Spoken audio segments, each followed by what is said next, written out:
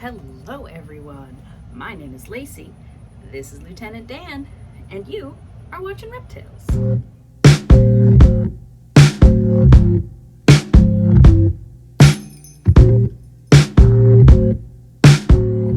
Hello, I am hanging out, as you can see, with the most dangerous, scariest noodle in all the world, Lieutenant Dan, the ball python. He's so intimidating, isn't he, folks?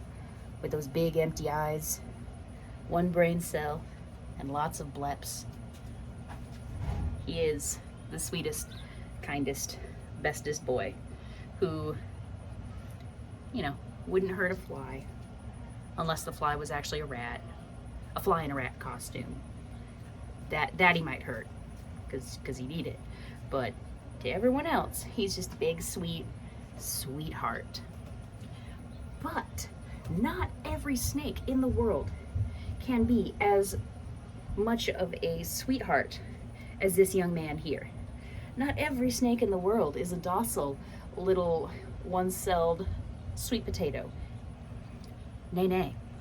Some snakes are incredibly dangerous in their environments, and should they bite people, can be incredibly toxic to people.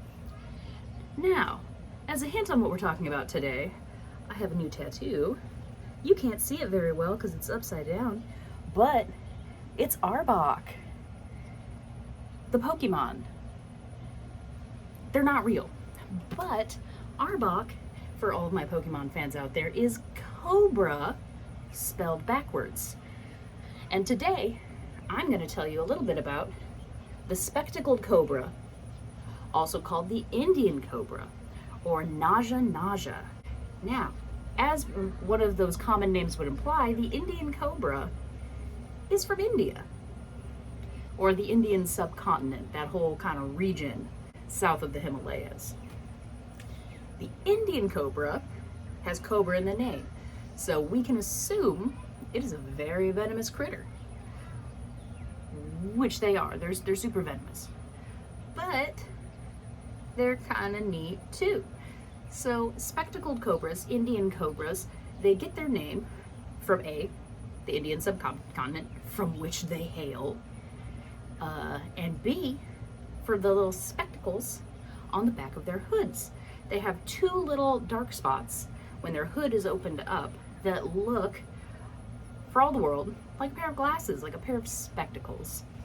So they're pretty easy to identify if you see one in the wild or at the zoo. If you're watching this, you're probably going to see one at the zoo or watching another creator here on YouTube. They're pretty identifiable. They have very distinct markings. Spectacled cobras can range in color from olive green to a creamy white, black, brown, all of these nice naturalistic colors. And they can be found in a variety of environments. You can find them in the forest, in a grassland prairie, in a farm field, agricultural areas, and even in neighborhoods and cities in India. Now, it's important to know that cobras and snakes in general are gonna be found where they can find their food.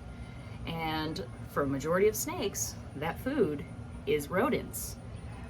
So when you think about where you're gonna find lots of rodents, that's where you're gonna find lots of snakes.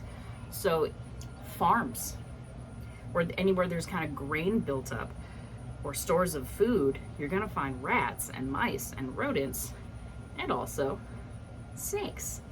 So in these small villages and large cities in India, wherever you can find the rodents is where you'll find our snaky noodle friends.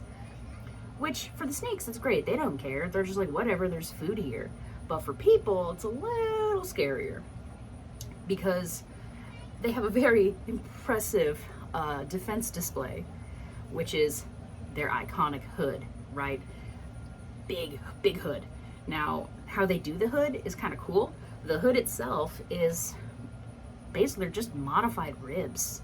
When the snake is doing its snaky business, it's not having its hood up all the time. It's flat and rather, if I can have someone come to look. It's rather compact, not terribly dissimilar from Dan's neck here. But where the difference is in the neck. So Daniel here, he's got short little tiny vertebrae and little tiny ribs kind of going on his neck and in his body. Meanwhile, a spectacled cobra, their ribs are much longer and they have the ability to flare out, which creates that hooded look. And the skin on the snake's neck is very, very flexible. You wouldn't be able to tell, but Daniel here, even though he's got a very thin neck, can eat a pretty good rat. So their skin is very stretchy and very flexible, and their ribs can flare out. That's how they're able to make the hood. It's cool, and the reason they hood is because they don't want to bite you. You're scary to them. You're huge, and they're just like a 3 to 5 foot long noodle. I don't know if they know they're venomous, but they know they don't want to bite you because they know they'll probably not win that fight in the short term. So they try to scare you away and look big and intimidating so that you know, hey, leave me alone. Now, their bluff isn't for nothing. Their venom is cardiotoxic and neurotoxic. So cardiotoxic, that venom is going to attack your cardiac muscle around your heart and cause a lot of damage to circulatory system, particularly your heart. Neurotoxic, as we have discussed here before, neurotoxic attacks your nerves, your nervous system. So it will shut down signals from your brain and cause you to become paralyzed, to stop breathing. It's not a good way to go. If you're ever bitten by a snake with neurotoxic venom and you know the snake has neurotoxic venom, if you are able to tourniquet the area very, very quickly after being bitten, and it is safe to do so, tourniquet the area, because it could help stop the spread of the venom to your heart and your nervous system. But the venom only acts this way because it makes it safer for the snake to eat their prey. If the creature they just bit can't move, then they're easier to eat. It's all about being able to eat that tasty, tasty rat food. Yes, sir. Now, there is something really cool that I found out about cobra venom for naja atra, which sounds very similar. It's not the Indian cobra, it's the Chinese cobra, so a close relative found in China. The National Institute of Health, they posted a paper a couple years ago about a study they were doing on this cobra venom in mice. And what they found that in the mice studies, I'm not sure how much work has been done on this lately, but in the rodent studies, they found that the rodents that ingested the venom orally, so they drank the venom, that this had an effect to help treat like immune disorders like lupus. Again, this is all very early stuff, and it's rodent studies. I am not advocating for people to go out there and like take a shot of like cobra venom, which, I mean, technically you could if you wanted to, because it's venom, not poison. So assuming you don't have any stomach ulcers, like you could drink venom and be totally fine.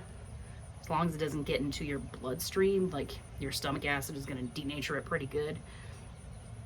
So I don't know how much farther this research has gotten into using cobra venom for lupus treatments, but I thought that was really cool because there's all sorts of different medicines that snake venom and lizard venom have been used for to help people. So if you are on vacation in India, or if you live in India, if you do, hi. But if you find yourself out and you encounter a cobra, spectacled cobra, or any snake really, leave them alone, because they're a very important part of their environment. They're very important to the ecosystem. We love them. And leave them alone, because they don't want to bite you, but they can. They'll do it if they gotta. And with that, folks, it's may or may not rain here soon. We'll see. But I'm gonna call it before it starts to rain. And I think my cat is getting fussy and would like to go inside. But as always, folks, never stop learning, because a mind is a terrible thing to waste. See ya. Say goodbye, Dan. Goodbye, Daniel. Bye.